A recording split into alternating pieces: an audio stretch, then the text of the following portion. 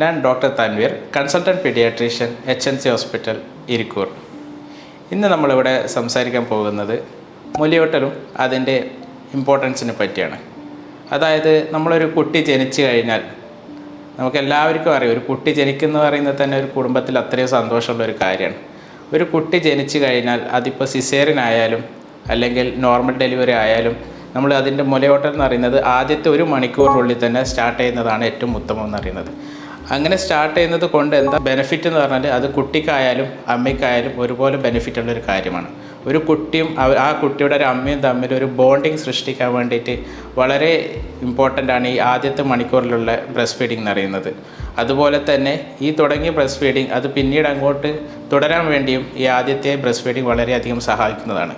പിന്നെ വരുന്നതാണ് നമ്മളൊരു കുട്ടി ജനിച്ചു കഴിഞ്ഞാൽ നമ്മുടെ ഈ സിസ്റ്റേഴ്സ് അവർ ആ കുട്ടിയെ ആശുപത്രിയിൽ കാത്തിരിക്കുന്ന ബന്ധുക്കൾക്ക് കൊടുക്കുമ്പോൾ ഒരു ഭാഗത്തുനിന്ന് വെള്ളം കൊണ്ടുവരുന്നുണ്ടാവും, മറ്റൊരു ഭാഗത്തുനിന്ന് തേൻ കുപ്പിയും കൊണ്ടുവരുന്നുണ്ടാവും. അത് കുട്ടികൾക്ക് അതിൻ്റെ ആവശ്യമില്ല. അതായത് തേൻ കൊടുത്തത് കൊണ്ടോ അല്ലെങ്കിൽ വെറും വെള്ളം കൊടുത്തത് കൊണ്ടോ കുട്ടിക്ക് യാതൊരു ബെനിഫിറ്റും ഉണ്ടാകാൻ പോകുന്നില്ല, മറിച്ച് ദോഷങ്ങൾ മാത്രമേ ഉണ്ടാകാൻ പോകുന്നുള്ളൂ. ആദ്യത്തെ ഒരു 6 മാസം കുട്ടിക്ക് മുലപ്പാലല്ലാതെ മറ്റൊന്നും കൊടുക്കേണ്ട ഒരു ആവശ്യമില്ല. ഒരു കുട്ടിക്ക് വളരാനുള്ളതായാലും അല്ലെങ്കിൽ കുട്ടിയുടെ രോഗപ്രതിരോധ ശേഷി വർദ്ധിപ്പിക്കാനായാലും മുലപ്പാൽ കഴിഞ്ഞിട്ട് മാത്രമേ എന്തും നിങ്ങൾക്ക് വരുള്ളൂ. അതുപോലെ തന്നെയാണ് കണ്ടുവരുന്നതാണ് പൊതുവേ ആദ്യമായി വരുന്ന മുലപ്പാൽ. അത് കുറച്ച് തുള്ളികൾ മാത്രമേ ഉണ്ടാവുള്ളൂ. അതിനെ നമ്മൾ കൊളസ്ട്രോം എന്ന് പറയുന്നത്. അവർ ആദ്യത്തെ 3 ദിവസങ്ങളിൽ കാണുന്ന കൊളസ്ട്രോം ചില വീട്ടിലെ പ്രായം ചെന്നവർ പറയും അത് കൊടുക്കണ്ട, അത് കളഞ്ഞേക്ക്, പകരം അവർ മറ്റുള്ള പാല് കൊടുക്കാൻ ശ്രമിക്കാറുണ്ട്.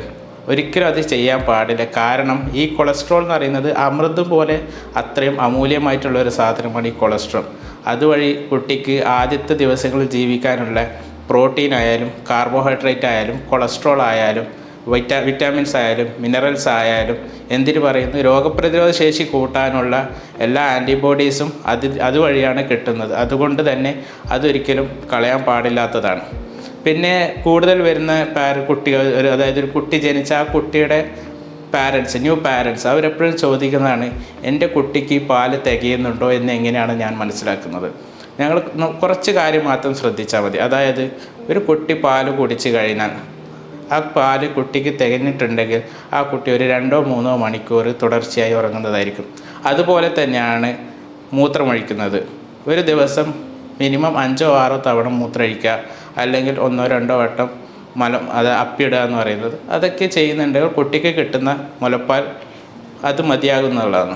പിന്നെ മുലപ്പാൽ കൊടുക്കുമ്പോൾ ശ്രദ്ധിക്കേണ്ടത് ഒരു മുലയിൽ നിന്ന് കൊടുത്ത് അത് പൂർണ്ണമായും എംപ്റ്റി ചെയ്തതിന് മാത്രമേ നമ്മൾ അടുത്ത മുലയിൽ നിന്ന് പാല് കൊടുക്കാൻ പാടുള്ളൂ. എന്തുകൊണ്ടാണെന്ന് വെച്ചാൽ മുലപ്പാൽ തുടങ്ങുന്നുള്ള ആ സമയത്തുള്ള പാലിലുള്ള അംശങ്ങളല്ല അത് കഴിഞ്ഞ് അവസാനിക്കാറാകുമ്പോഴും ഉള്ളത്. അതുകൊണ്ട് എപ്പോഴും ഒരു മുല കൊടുത്ത് അത് എംപ്റ്റി ചെയ്തത് കഴിഞ്ഞ് മാത്രമേ അടുത്ത മുലയിൽ നിന്ന് നമ്മൾ പാല് കൊടുക്കാൻ പാടുള്ളൂ. അതുകൊണ്ട് തന്നെ ആദ്യത്തെ 6 മാസം, അതായത് ജനിച്ചിട്ട് കുട്ടിയുടെ ആദ്യത്തെ 6 മാസം മുലപ്പാൽ മാത്രമേ നമ്മൾ കൊടുക്കാൻ പാടുള്ളൂ. അത് കഴിഞ്ഞ് മറ്റുള്ള ഭക്ഷണം ഉൾപ്പെടുത്തുന്നതിൻ്റെ കൂടെ തന്നെ മുലപ്പാൽ കണ്ടിന്യൂ ചെയ്ത് അത് 2 വയസ്സ് വരെ കൊടുക്കുന്നതാണ് ഏറ്റവും ഉത്തമം. അതുപോലെ ഒരു മുലപ്പാൽ കൊടുക്കുന്ന ഒരു അമ്മയ്ക്ക് എപ്പോഴും നമ്മുടെ ഒരു ഉദ്ദേശം എന്ന് പറഞ്ഞാൽ അമ്മ എപ്പോഴും കംഫർട്ടായിരിക്കണം. അതിന് ഭർത്താവായാലും വീട്ടുകാരായാലും എല്ലാവരും ഒരുപോലെ സപ്പോർട്ട് ചെയ്യണം.